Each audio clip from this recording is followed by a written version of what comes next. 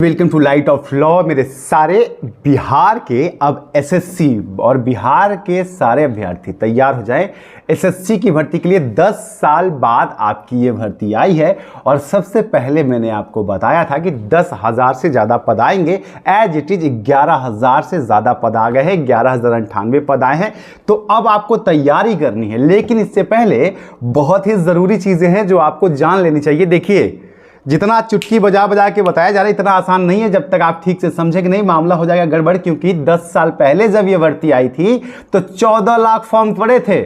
10 साल पहले 14 लाख फॉर्म पड़े थे, क्योंकि यहां सबके लिए स्थान है, बिहार के लिए भी और बिहार के बाहर के लिए भी। बिहार से बाहर की महिलाएं पिछली बार भी ज़्यादा सेलेक्ट हुई थी महिलाओं के बनस्पत अगर देखा जाए तो। तमाम ऐसी चीज़ें हैं, 2 बार आपको आवेदन करना है, ये भी आपको समझना पड़ेगा। कुछ ऐसे डॉक्यूमेंट्स हैं जिनके बिना आप आवेदन कर ही नहीं पाएंगे, वो आपके लिए जरूरी है। टाइपिंग के लिए किस किस एग्जाम के लिए आपको टाइपिंग भी जरूरी है, उसकी भी जानकारी होनी चाहिए। और साथ ही कंपटीशन लेवल में बस इतना ही आप सबसे कहूंगा कि अगर आपको पता है कि 10 साल पहले 14 लाख फॉर्म गया था तो इस बार कितने फॉर्म का आवेदन है, मोटा मोटी 20 लाख तो आप मान के ही चलिए। तो कंपटीशन लेवल आप समझ लीजिए, प्री और मेंस का सेगमेंट समझ लीजिए। यहां जीएस के 50 नंबर से लेकर के साइंस और मैथ के भी 25-25 नंबर।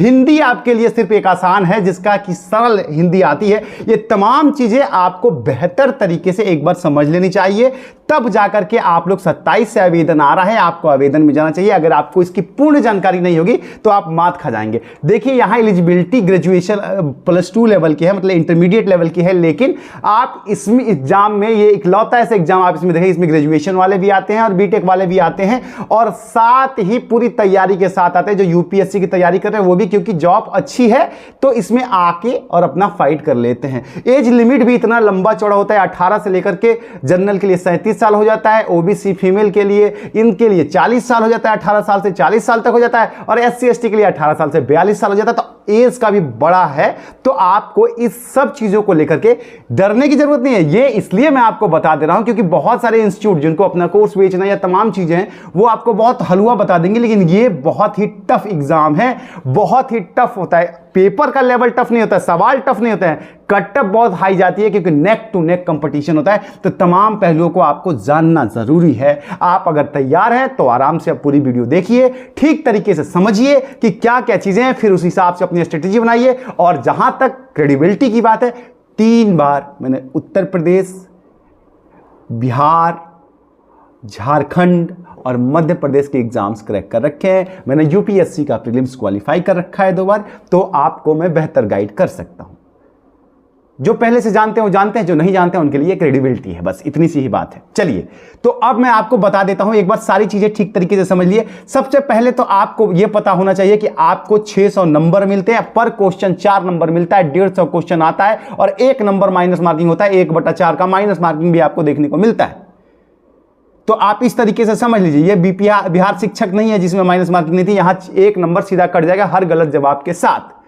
2.25 घंटे की टाइमिंग होती है, तो आपको उस हिसाब से मेंटेन भी करना। तमाम स्ट्रेटजीज मैं धीरे धीरे लेकर के आऊंगा, आवेदन कैसे भरना है उसको भी लेकर के मैं धीरे धीरे आऊंगा। लेकिन आप पहले प्रीलिम्स समझ लीजिए, फिर आपको मेन समझना है, फिर आपको इंटरव्यू समझना है। इंटरव्यू नहीं होता है इसमें आपको डीवी और टाइपिंग होगी और उसके बाद मेडिकल होगा। मेडिकल बहुत ईजी होता है, हम लोग के टाइम तो बहुत पता ही नहीं चलता कि बस गए और आए, बस हो गया, हाथ पर चल रहा है, सब कुछ ठीक है, आंख ठीक है, बस।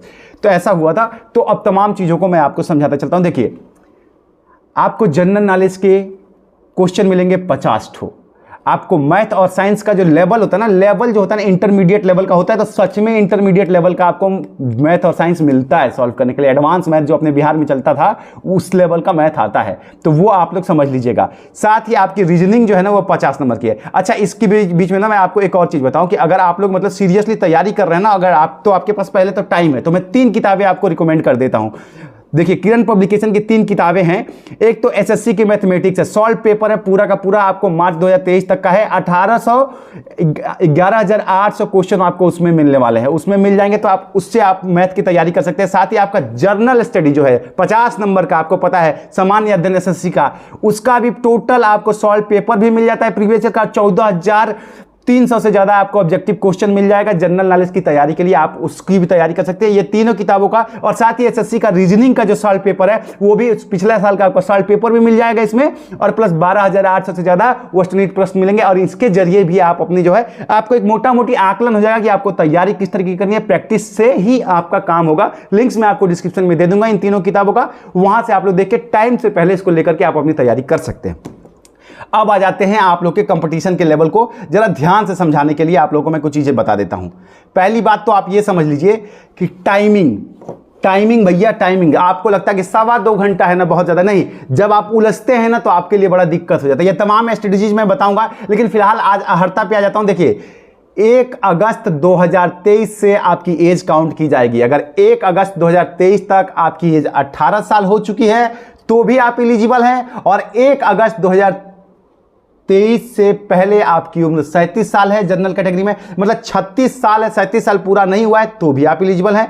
अगर आप ओबीसी हैं, फीमेल हैं, तो 40 साल अगर आपका पूरा नहीं हुआ है और 18 साल पूरा हो जाता है तो भी आप एलिजिबल हैं। और अगर आप SC ST कम्युनिटी से आते हैं तो आपके लिए जो है तब आपके लिए ये 18 साल और 42 साल तक हो जाता है। मतलब अगर आपका 42 पूरा नहीं, अगर 42 पूरा हो जाएगा तो आप नहीं जा पाएंगे, 40 पूरा हो जाएगा तो आप आवेदन नहीं कर पाएंगे। ये समझ लीजिए आप लोग, ठीक है। तो ये आप समझ गए। अब आ जाते हैं आपके पद। देखिए इसमें सबसे बड़ा जो पद होता है ना वो राजस्व कर्मचारी का होता है। राजस्व कर्मचारी का इस बार भी सबसे ज्यादा पद है, उसमें 35,59 पद उसमें आ गए हैं, और पंचायत सचिव में भी 3532 पद आ गए हैं। तो ये दोनों पद ही आपके बड़े एलेक्जेंडरी पद हैं, एकदम बिहार में एकदम रौला चलता रहता है। तो ये सारी चीजें, लेकिन ये बात समझिए कि 5 गुना ही लोगों को सिर्फ मेंस के लिए बुलाया जाएगा। ये सब अभी मैं ओवरऑल दे रहा हूं, स्पेसिफिक वीडियो में सब लेकर के आऊंगा। टाइम से आप लोग चैनल से जुड़ जाइए, बस सब्सक्राइब करके रखिए। स्पेसिफिक वीडियो में आपके लिए लेकर के आऊंगा पूरा डिटेल्ड एक एक चीज, और किस तरीके से आप तैयारी करें, किस तरीके से हम लोगों ने क्रैक किया, किस तरीके से आप लोग भी कर सकते हैं, क्या उसका होता है। बहुत चीजें होती है। देखिए इतना मोटा किताब पढ़ने से बेहतर है कि आप इतना पतला पढ़ें। एक ही किताब की 10 लाइनें पढ़ेंगे, उसमें से आपको 2 क्वेश्चन मिलेगा, पूरा किताब पढ़ लीजिएगा 1 क्वेश्चन मिलेगा। फायदा क्या है, ये सब स्ट्रेटजी के ऊपर, और ये सब कुछ मैं आपको फ्री में बताऊंगा, तो इसका आप टेंशन मत लीजिए। एक आप लोगों से जुड़ाव है इसलिए, ठीक है। तो आप ये समझ लीजिए कि 50% मतलब 5 गुना लोग, मतलब 11,000 लोग हैं तो अब 55,000 लोगों को ही मेंस में बुलाया जाएगा। इससे ज्यादा लोगों को मेंस में नहीं बुलाया जाएगा। तो आपको जो है कटअप का लेवल, और कटअप क्या होना चाहिए, देखिए कटअप भी मैं आपको अगले साल, इस साल क्या होगा, पिछले साल का कटअप का एक पूरा कैटेगरी वाइज में सिनेरियो आप लोग के बीच में खाका लेकर के आऊंगा कि आप लोग को कटअप क्या क्या चीजें को निर्धारण करके देना है। लेकिन डॉक्यूमेंट्स के बहुत जरूरी है आपके लिए। देखिए आपके पास आपके इंटरमीडिएट के मार्कशीट और सर्टिफिकेट होना चाहिए। अगर आप बिहार राज्य से बिलोंग करते हैं तो आपके पास बिहार का डोमिसाइल होना चाहिए। महिला किसी भी राज्य की हो उसको बिहार में महिला का आरक्षण मिलेगा, तो इसलिए उसके लिए कोई भी अलग से सर्टिफिकेट बनवाने की जरूरत नहीं है। बहुत सारी महिलाएं ये सवाल पूछ रही थी, डोमिसाइल का इशू उनके लिए भी नहीं है, और ये भर्ती डोमिसाइल से बाहर का भी है। सिर्फ आवेदन के शुल्क में फर्क पड़ता है, और कैटेगरी में रिजर्वेशन सिर्फ कैटेगरी वालों को मिलता है। आपको पता है तो ओबीसी की जो सीटें हैं वो आरक्षित है। हालांकि इस बार सबसे ज्यादा सीट जनरल कैटेगरी को मिली है, SC ST में बहुत कम सीट है, लेकिन SC ST वाले घबराए नहीं, क्योंकि इसमें मेरिट सबका बराबर ही लगभग जाता है, इसलिए इसमें आरक्षण कोई बहुत ज्यादा रोल प्ले नहीं करता है। हाँ मेंस में आपका रोल थोड़ा होता है, ठीक है। मेंस का भी अगर आप सिलेबस देखिएगा तो वही आपको क्वेश्चन मिलेगा, 600 नंबर का क्वेश्चन मिलता है, 50 मार्क का जीए, लेकिन इस बार जीएस का जो है लेवल थोड़ा और बढ़ जाता है। मैथ साइंस 25-25 नंबर का आता है, लेकिन थोड़ा सा टफ लेवल पे हो जाता है, और रीजनिंग भी 50 नंबर का होता है, लेकिन 50 क्वेश्चन आता है, लेकिन वो भी आपको घुमा घुमा के पूछा जाता है। सब कुछ मैं धीरे धीरे कवर करूंगा। आज मैं सिर्फ आपको ओवरऑल आइडिया दे रहा हूं कि मतलब एकदम हल्की में मत लीजिए, तैयारी से में आज से ही आपको जुटना पड़ेगा। मेरे साथ जुड़े रहिएगा। ऐसा जरूरी नहीं है कि आप मुझे सब्सक्राइब कीजिएगा, नहीं भी कीजिएगा तो भी बस जुड़े रहिए, तो आपको मैं जानकारी समय समय पर देता रहूंगा। आवेदन में इस बहुत गलतियां होती हैं। पिछली साल मुझे याद है 10 साल पहले आवेदन में जिनकी गड़बड़ियां हो गई, सुधर नहीं पाए। बहुत से लोग ऐसे हैं कि फाइनल रिजल्ट में डीवी के टाइम बाहर हो गए, उनको नौकरी नहीं मिला। आज तक केस चल रहा है पटना हाई कोर्ट में। सतीश जी उसमें से एक है, मैं उनको लेकर के आऊंगा चैनल पे। SSC निकालने के बाद खाली डॉक्यूमेंट की गड़बड़ी की वजह से, और डॉक्यूमेंट में भी क्या था, सिर्फ पिता का नाम और एड्रेस गलत था मार्कशीट में और सर्टिफिकेट में, बस इतने की वजह से फंस गया। आधार कार्ड का तो उस टाइम फंडा ही नहीं था। और आज तक वो केस लड़ रहे हैं, अभी फाइनल नहीं हुआ है, मुझे जानकारी है अभी तक वो फाइनल नहीं हुआ है। तो ये तमाम चीज़ों की भी जानकारी आपको होनी चाहिए। तो आवेदन भरने का 27 तारीख का डेट है, 25 तारीख को मैं आकर के आप लोगों को विस्तृत रूप से आवेदन के लिए क्या क्या डॉक्यूमेंट चाहिए वो सारी जानकारी भी आपको दे दूंगा, और तमाम अन्य भी चीज़ें जो हैं। जहां तक आपके पासिंग मार्क की बात कर दूं, ये भी बता देता हूं कि बहुत सारे लोग यहां जोड़ लेंगे कि 600 नंबर का है, 40 जनरल के लिए 40% पासिंग मार्क होता है, बीसी ईबीसी के लिए 36.5% होता है, SC ST के लिए सिर्फ 32% पे क्वालिफाइंग होता है, फीमेल और PH के लिए भी 32% होता है। तो सिर्फ 32% लेके आप क्वालिफाई तो कर जाएंगे, लेकिन सिलेक्शन कभी नहीं होगा। कट ऑफ इसका हमेशा हाई गया है, SSC का सबसे ज्यादा कट ऑफ जाता है बाहर, इसलिए आप लोग तैयार रहिएगा इसके लिए, अपनी मेहनत को लेकर के। मैं डरा नहीं रहा हूं, आज आपको समझा रहा हूं, क्योंकि ये बातें आपको कोई नहीं बताएगा, बहुत ईजी नहीं होता है। किताबें पढ़ना शुरू कर दीजिए, इंटर लेवल का गणित खोल लीजिए, GS तैयार करना शुरू कर दीजिए, करंट अफेयर कवर कीजिए, तमाम चीजें समय के साथ आऊंगा। आप सबको ऑल द बेस्ट है, डरिए मत, लेकिन हिम्मत और हौसले के साथ नई तैयारी करिए, क्योंकि इसमें बहुत ज्यादा कंपटीशन होता है। ठीक है, मिलता हूं आप लोगों से, तब तक के लिए नमस्कार।